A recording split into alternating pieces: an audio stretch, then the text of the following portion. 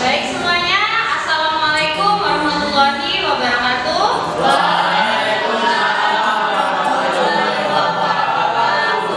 Selamat pagi.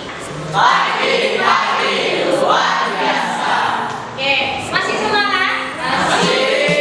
Kita tepuk semangat dulu ya. Oke, semuanya tepuk semangat.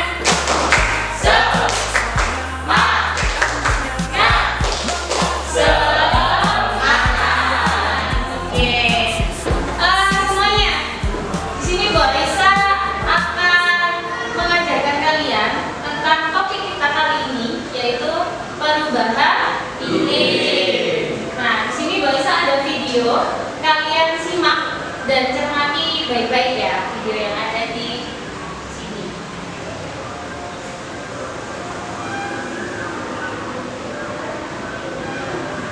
Para ilmuwan mengungkapkan beberapa rekor catatan terbaru yang menunjukkan petanda jelas bahwa polutan yang dilepaskan manusia sedang menimbulkan pemanasan global. Namun, panas atau peningkatan suhu hanya salah satu cara di mana bumi memberitahu kita bahwa ada sesuatu yang sangat salah. Terumbu karang mati, badai nor'easter yang lebih intens, hingga asap kebakaran hutan yang menghimpit sebagian besar Amerika Utara pada musim panas ini menjadi beberapa sinyal lain dari penderitaan iklim. Baik, semuanya, berdasarkan video yang kalian amati, tadi kalian menemukan peristiwa apa saja? Pemanasan global. Ada pemanasan global. Kebakaran hutan. Ada kebakaran hutan. Ada mencairnya es di kutub. Kenaikan suhu air laut. Ada kenaikan suhu air laut. Tadi kedengeran nggak? Kebaca berapa derajat? 21 derajat Celcius. Diakibatkan karena apa? Kira efek emisi gas rumah kaca atau pemanasan global. Sama yang kedua tadi ada peristiwa El Nino. Oke, benar. Nah, yang kalian bahas tadi itu semua adalah peristiwa yang kaitannya tentang perubahan iklim. Nah, apa sih perubahan iklim itu? Ada yang bisa menjawab? Perubahan iklim Iya, Dava. perubahan yang signifikan terhadap iklim yang mempengaruhi suhu dan curah hujan, mulai dari dasar hingga juga laut. Oke, kita kunci jawabannya baik sekali dari Dava. Iya, perubahan iklim adalah suatu perubahan yang signifikan kepada iklim, suhu udara, curah hujan, mulai dari dasawarsa sampai jutaan tahun. Jadi efek dari perubahan iklim ini nggak main-main. Kita akan merasakannya 10 tahun mendatang, bahkan bisa jutaan tahun yang datang. Itu ya. Oke. Adapun tujuan pembelajaran kita pada hari ini, yang pertama, kalian mampu mengidentifikasi masalah-masalah utama terkait perubahan iklim. Yang kedua, kalian dapat mengumpulkan dan menganalisis data yang relevan dengan perubahan iklim. Dan yang ketiga, siswa dapat mengembangkan skenario masa depan yang realistis berdasarkan data yang diperoleh. Yang keempat, kalian mampu mengevaluasi resiko dan dampak dari berbagai skenario. Dan yang kelima, kalian dapat merumuskan strategi mitigasi dan adaptasi terhadap perubahan iklim. Pada pembelajaran ini, ada beberapa keterampilan yang akan Bu Aisyah nilai. Yang pertama, keterampilan kalian dalam berpikir ke masa depan. Karena perubahan iklim itu dampaknya nanti akan lebih terasa untuk generasi yang akan datang. Entah itu 10 tahun atau bahkan 50 tahun mendatang. Kemudian yang kedua adalah keterampilan berpikir strategis, di mana kalian mampu memecahkan masalah terkait peristiwa-peristiwa yang terjadi tentang perubahan iklim. Nah, di sini Bu Aisyah ada beberapa data yang menunjukkan bahwa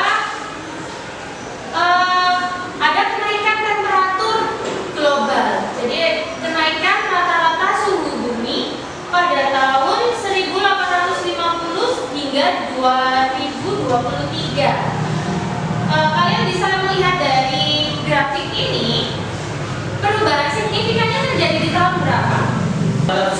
Oke, dari 1960, oke,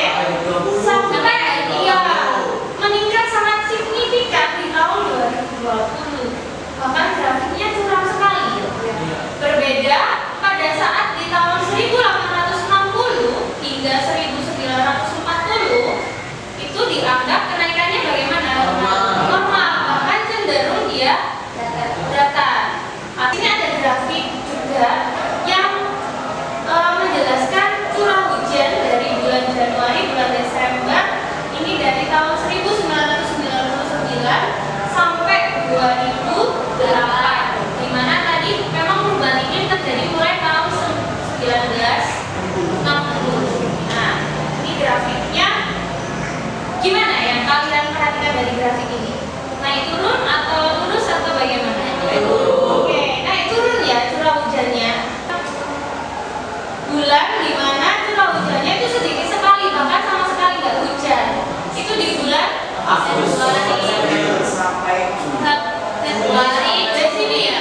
Juni, Juli, Agustus ya. Oke, itu nggak hujan sama sekali.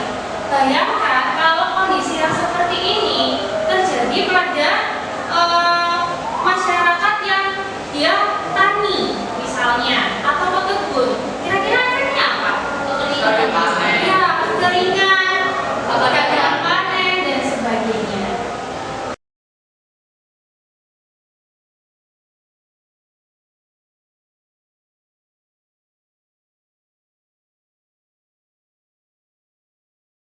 Respon kita sekarang saat ini itu menentukan masa depan bumi dan peradaban di masa depan. Kita nggak nanti untuk 50 tahun ke depan, bisakah anak cucu kita mendapatkan sumber daya alam yang sama dengan kita yang kita rasakan saat ini? Kira-kira gimana? Mungkin nggak bisa, sulit dan sebagainya. Oke, dengan keanekaragaman hayati dan konservasi. Pada saat pembuatan skenario, Mbak Isa harapkan kalian mengumpulkan data sesuai data-data valid yang ada di sumber apapun, terutama di internet, karena akses kalian kan di internet ya. Oke, sekarang ketua kelompok boleh maju ke depan untuk mengambil undian topik apa yang kalian dapatkan.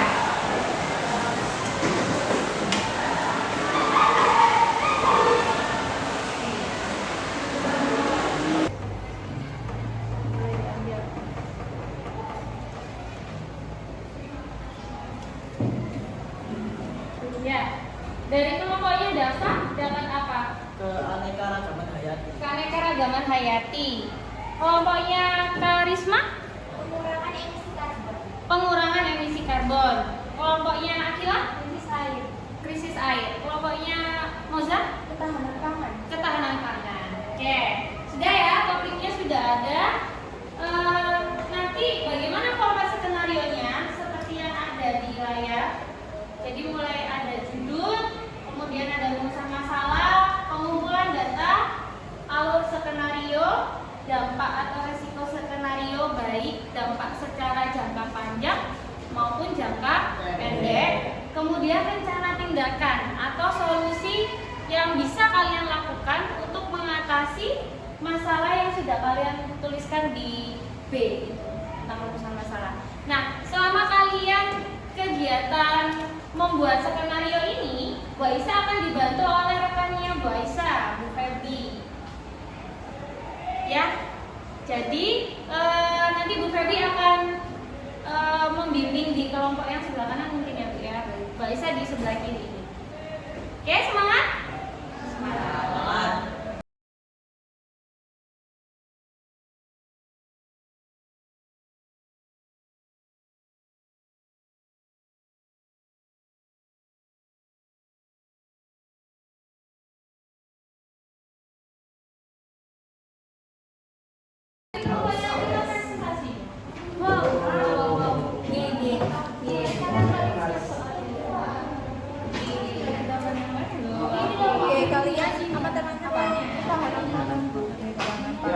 Ini sudah dapat data-datanya.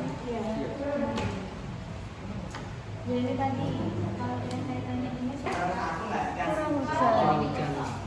Curah hujan yang terjadi dari tahun 2000 sampai 2010. Harusnya diuji 2007 yang tinggi di bawah. Kayaknya yang kamu bahas nanti ini sama ini iya yang curah hujan oke dari data itu Bu kami juga rencana aksi.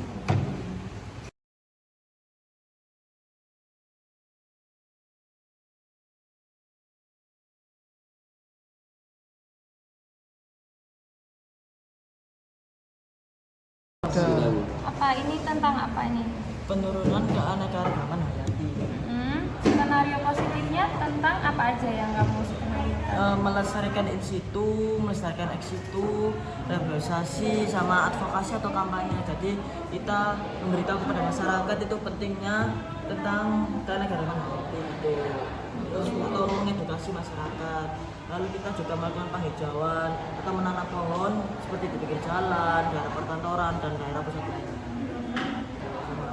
Menjaga dan Sudah bikin yang skenario negatif. sudah juga Bu. Nah, apa aja nih? Itu perubahan iklim terjadi terus, akan ada spesies invasif atau non-asli diperkenalkan manusia di lingkungan baru, tapi dapat merugikan ekonomi dan juga ada perubahan habitat. Jadi perubahan penggunaan lahan yang berdampak pada ekosistem lokal.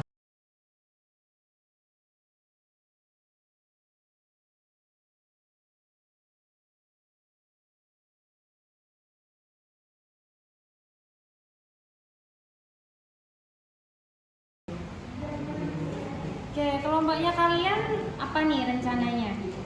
Pertama kita membuat rencana aksi. Nah, rencana aksinya itu kita menggunakan ekoenzim Bu. Oke, ekoenzim apa tujuannya? Tujuannya ekoenzim itu untuk mengurangi polusi udara. Polusi udara seperti apa? Seperti polusi dari pabrik-pabrik, polusi kendaraan, atau kebakaran hutan dan lain-lain. Terbuat dari apa itu? Bisa dibantu Kak Kalisten gitu ya. Iya, silakan. Dari molasses, ada kulit buah atau sayur, dan air. Oke, berarti kalian juga memanfaatkan limbah organik ya dari sampah, dari sayur-sayuran sama kulit buah. Oke, bagus rencananya. Terima kasih Bu. Dilanjutkan.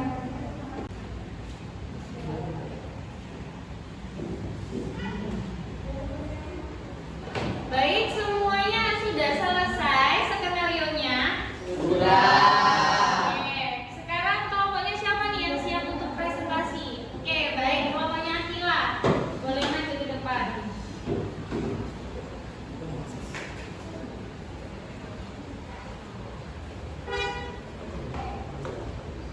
Assalamualaikum warahmatullahi wabarakatuh. Waalaikumsalam warahmatullahi wabarakatuh. Sebelumnya, perkenalkan kami dari kelompok 3 ingin mempresentasikan hasil kerja kami, yaitu tentang krisis air dan pengelolaan sumber daya air. Sebelumnya, perkenalkan nama saya Akila Wega Pradita. Saya Mas Kiarman. Saya Wira Sumanjaya. Yang pertama ada judul skenario kami yaitu krisis air dan pengelolaan sumber daya air. Dan yang kedua ada rumusan masalah. Terkait yang kami temukan ada 3 rumusan masalah yaitu 1. Apa dampak perubahan iklim terhadap pengelolaan sumber daya air? 2. Penyebab terjadinya krisis air. 3. Bagaimana cara mengatasi krisis air? Dan di sini kami mempunyai grafik data tentang sumber daya air. Yang pertama di sini ada grafik sumber daya air pada tahun 2016 yang di daerah-daerah seperti Jawa, Kalimantan, Jawa, Bali, Nusa Tenggara dan Maluku. Di sini grafiknya memiliki bahwa sumber daya airnya itu sangat menipis sekali. Seperti di Jawa itu 4%, Bali dan Nusa Tenggara itu 1% dan Maluku itu 5%.